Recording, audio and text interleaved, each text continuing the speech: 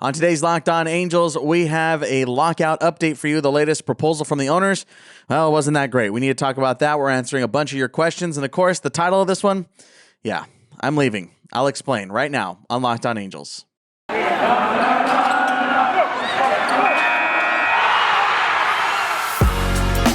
You are Locked On Angels, your daily Los Angeles Angels podcast. Part of the Locked On Podcast Network, your team every day. Hey, what's going on, everybody? Welcome back to Locked On Angels, part of the Locked On Podcast Network, your team every day. Thanks for making Locked On Angels your first listen of the day. I'm Steve Granado, your host. Today's episode is brought to you by BetOnline. BetOnline has you covered this season with more props, odds, and lines than ever before. BetOnline, where the game starts. So, like always, we're going to have three segments here in this show. We're going to talk about the lockout here in a couple of minutes. And of course, we're going to answer some of your questions regarding it and some other Angels questions we need to get to that you guys sent in over the weekend. But let's address the elephant in the room. Yes, I am leaving Locked On Angels, and I've been avoiding this conversation for a few reasons. It is something that has been in the works for the last couple of weeks, but I haven't been able to speak on it. I can't fully get into what's going on. It's nothing bad. I promise it's nothing bad. But I have to wait for some other things to fall into line before I can really give you the full answer. This is what you need to know. I do have a career opportunity that is going to unfortunately clash with my ability to do the show. It is something that I've mulled over I mulled over for a while. And ultimately, the decision, career-wise, personally, for me to leave the show just made more sense, unfortunately. I love doing Locked On Angels. I know I haven't been doing it as long as previous hosts, but I'm really proud of what we've been able to do over the last couple of months. I took over in late September, so at the end of the season. So essentially, I was your off-season guy. But I'm still very proud of what we've been able to do, what we've been able to build, and I feel like we have, as a collective fan base, been able to become smarter together and be able to think about things differently and be able to create the culture, which was always our main priority from the start. And I think that we've achieved a lot of those goals and have done a lot of really good things and have been able to expand our horizons and become better baseball fans, better Angels fans, and better just Anaheim people. So I'm in that regard, I am very proud of where the show has gone, and I'm very happy with the community that we've been able to build, and I'm very excited to see where this community goes in the future. You know, when I took over for Brent, he had just started the YouTube channel and wasn't really big on it just yet. He had only uploaded a couple episodes by the time he was moving on with his career and doing a different career path, which, you know, still all the love in the world for Brent. But, you know, when I took over, it was really kind of a foundation for this YouTube channel. And, of course, our audio side, which has always been strong and has always been one of the better shows. But, you know, we've been consistently one of the top 10 shows on Locked On MLB. And I've been very proud of that and very proud of how engaging the Angels fan base has been for this show. It just really has made me happy. And I'm really glad to have been able to make some sort of impact over the last couple of months, however small it will be. So this will be my last week at Locked On Angels. So I will have 3 more episodes, including this one. So this Monday episode, we'll release one on Wednesday, and then Friday will be my final episode. And I'm very excited to announce that Daniel Rivera of All Angels podcast will be taking over the show. He has been doing All Angels for a while.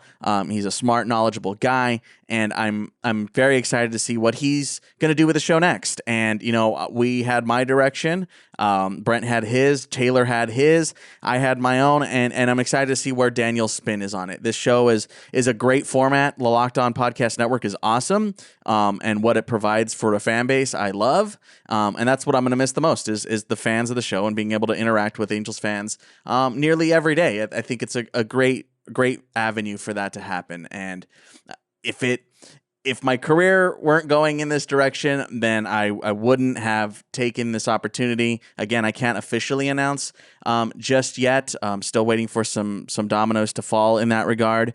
But, you know, you can always follow me on Twitter at Steve Granado, and I will be explaining there very, very soon on where my career is headed next. I'm very excited where my career is headed next. I'm nervous where my career is headed next, but it's a good nervous. For as far as online content and stuff, I will be doing some more. I plan on doing some more online content after my Locked On Angels life has ended here this week. So I'll leave a link to my YouTube channel. I plan on kind of doing some stuff on my YouTube channel. I've liked the format I've been able to do here on Locked On Angels, and I kind of want to keep doing that, maybe not on a weekly basis like it is here, like doing 3 or 5 episodes a week, but I do want to be able to dive into some other stuff and maybe do some more expanded MLB coverage over on my YouTube channel, Steve Granado, here on YouTube. So I'll leave a link to that on both our audio and our YouTube side. That's pretty much it in regards to this. I hope that you have enjoyed this show. Again, I am not going anywhere, really. I will still be working in baseball, and to quell rumors, no, I'm not taking Jose Mota's position or anything like that. That is not the case, that's for certain. Yeah, I plan on still having coverage. You can still follow me. I'm still a baseball person. I'm still working in baseball, which is great, but I'm just not ready to make that announcement just yet. So sorry for rambling. There's a lot of things going on in my head, and, there's a lot of moving parts, but Daniel Rivera will be taking over on the 21st, so that is next week. Very excited to see where that show is gonna go. So yeah, that's pretty much it. We have more stuff to talk about, guys. Don't worry.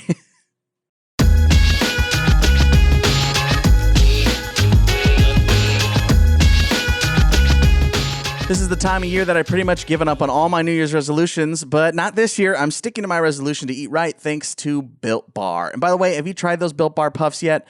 If you haven't, you're missing out on one of the best Built Bars they have ever made. Puffs are the first ever protein-infused marshmallow. They're fluffy, they're marshmallowy, and they're not just a protein bar. They're a treat and covered in 100% real chocolate. They're already a fan favorite with some incredible flavors. You should definitely go check them out. They're going to be your new favorite. Low calorie, high protein.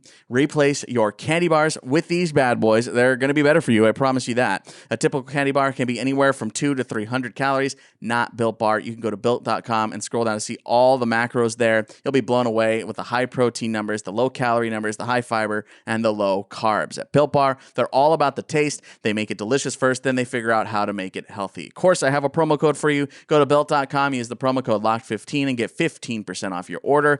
That's promo code LOCKED15 for 15% off at built.com. This episode is also brought to you by Rock Auto. With the ever-increasing numbers of makes and models, it's now impossible for your local chain auto parts store to stock all the parts that you need. Why would you endure often pointless or seemingly intimidating questioning while waiting on the person behind the counter to order the parts through a purveyor? It's just like a total mess, right? You don't want to deal with it. You got computers with access to rockauto.com at home and in your pocket. Save money, save time when using Rock Auto. They're a family business serving do-it-yourselfers for over 20 years, and their prices are reliably low for every customer. So go explore their easy-to-use website today to find the solution to your auto parts needs. Go to rockauto.com right now and see all the parts available for your car or truck, right locked on in their How Did You Hear About Us section, so they know that we sent you. Amazing selection, reliably low prices, all the parts your car will ever need. rockauto.com.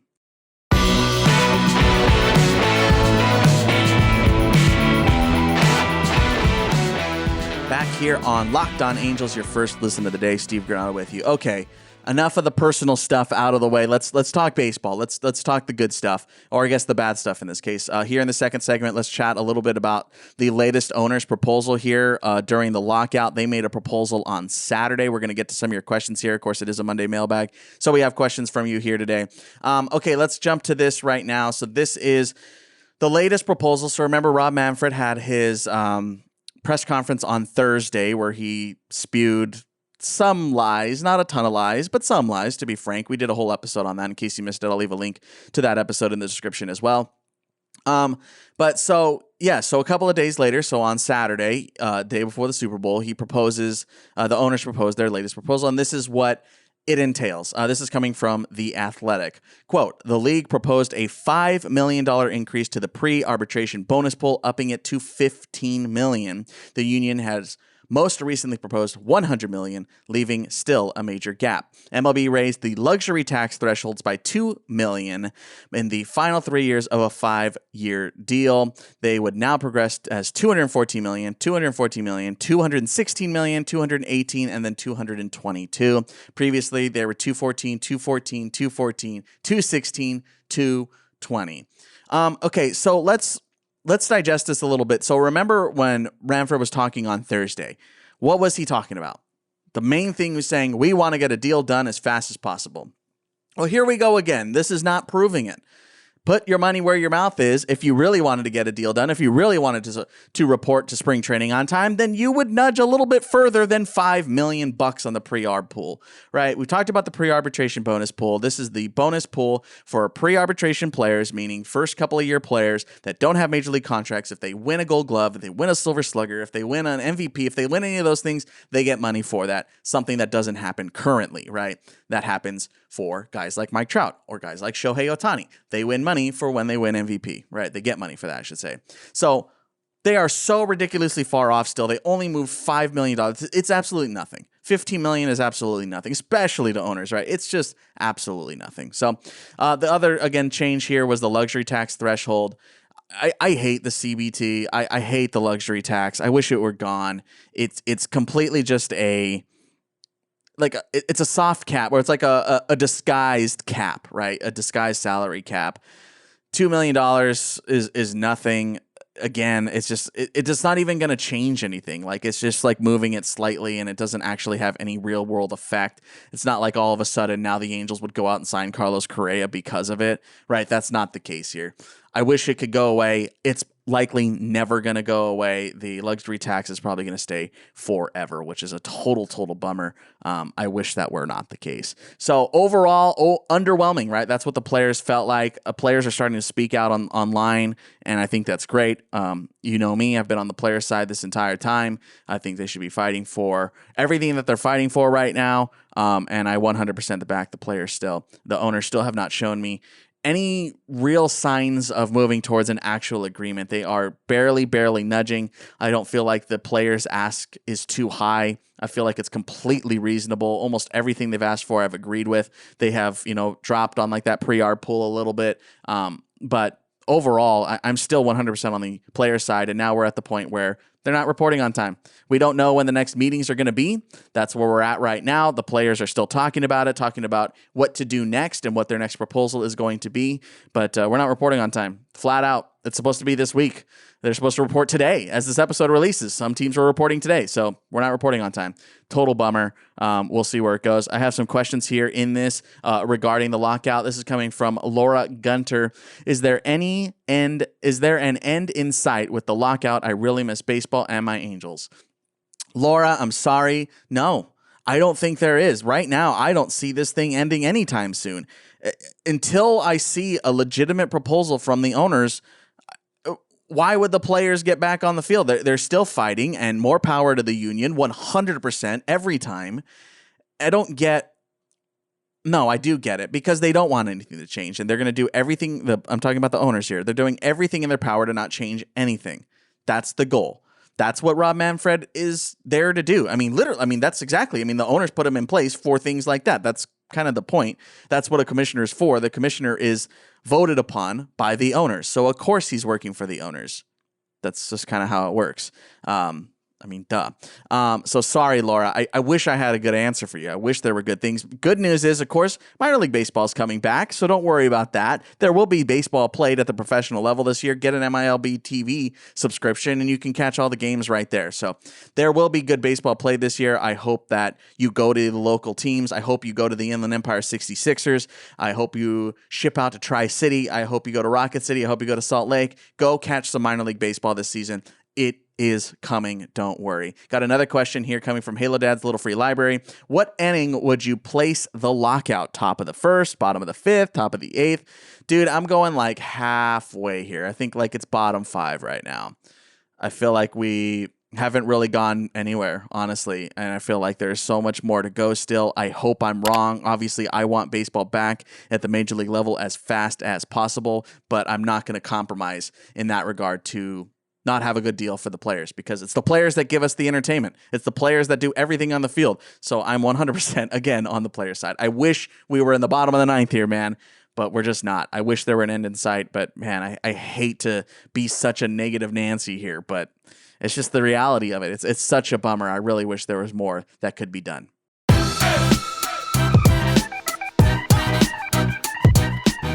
Football might be over for this season, but basketball is in full steam for both pro and college hoops. From all the latest odds, totals, player performance props, to where the next fired coach is going to land, BetOnline.net is the number one spot for all your sports betting needs. BetOnline remains the best spot for all your sports scores, podcasts, and news this season. And it's not just basketball. BetOnline.net is your source for hockey, boxing, UFC, all the way to the Olympic coverage and information. Head to the website today or use your mobile device to learn more about the trends and action.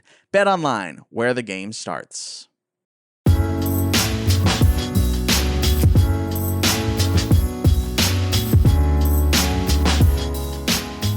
Back here on Locked On Angels, your first listen of the day. We got a couple of more questions here before we wrap up today's show.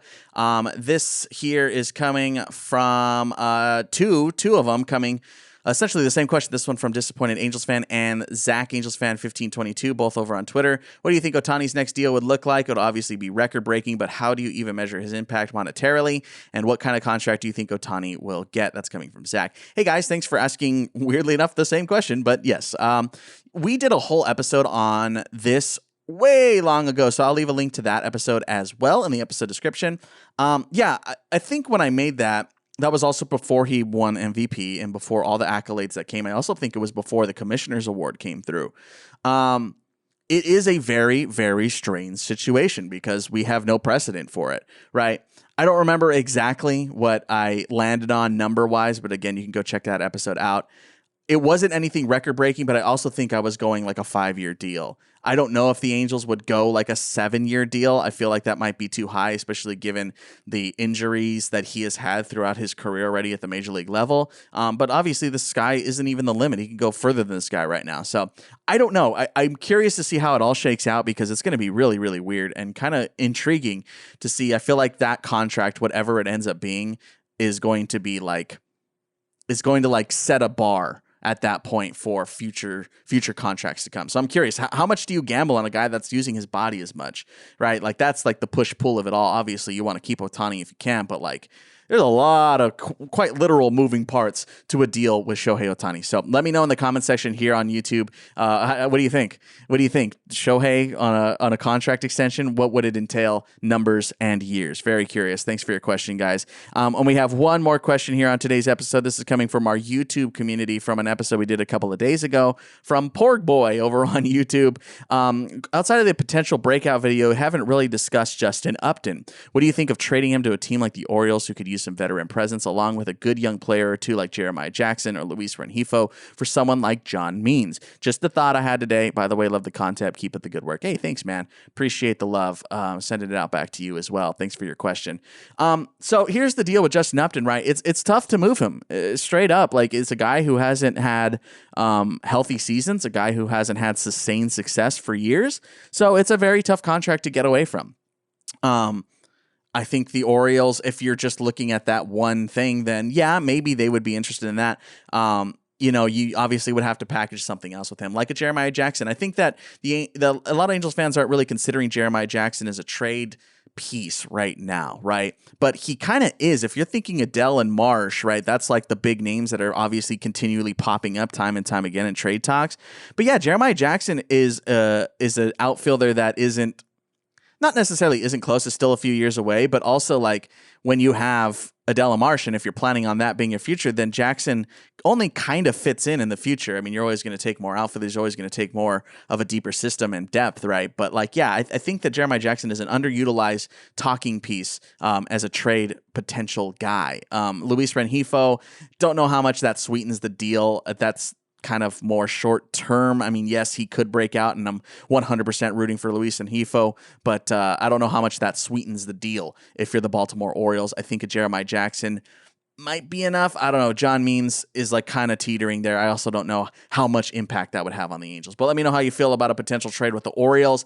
The Angels obviously are shopping and listening. They can do that right now. They can have discussions about the trades, even though we're in the lockout, but they can't make good on them, but they can talk to other teams. So let me know how you feel about this kind of stuff, guys. Comment down in the section below here on YouTube, or you can tweet me at LockedOnAngels, 714-409-6396. That is our voicemail line. You can call me any day, any time, and leave a voicemail, and you could be on the show. And by the way, I will be transferring that phone number line over to Daniel Rivera, so he will also have the voicemail line to use if he so pleases, but that line will stay open even after I'm gone. Thank you guys so much for making Locked On Angels your first listen of the day. For your second listen, check out Locked On Bets, your daily one-stop shop for all your gambling needs, hosted by your boy Q, with expert analysis and insight from Lee Sterling.